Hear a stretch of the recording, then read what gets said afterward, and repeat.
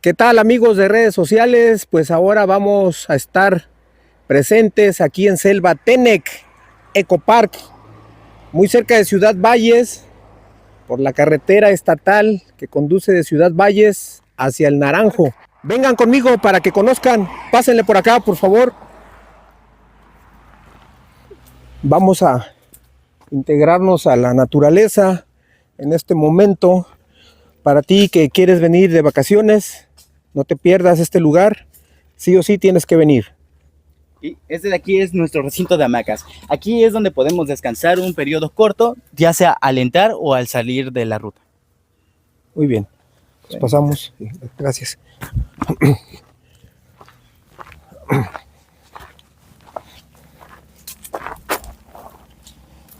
Aquí vamos a esperar un poco a que se junte el grupo.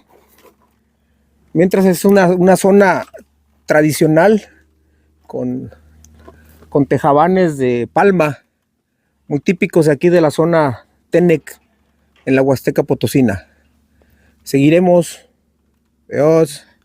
Ella es la jaguar, se llama Padum. Padum en lengua Tenec significa jaguar precisamente. Tiene un espacio total de media hectárea.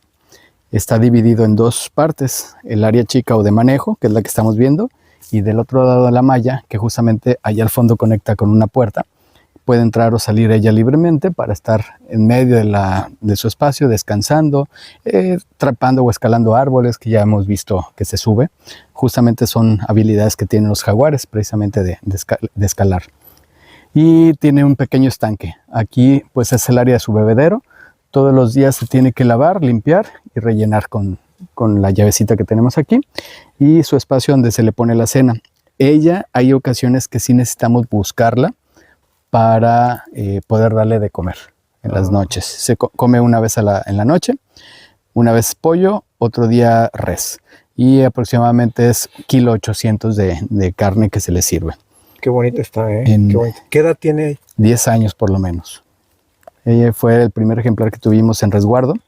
Todos los ejemplares que tenemos la oportunidad de caminar para verlos son ejemplares en calidad de depósito a través de Profepa, como si fuera una guardería de ejemplares que no tienen la posibilidad de ser devueltos al ecosistema.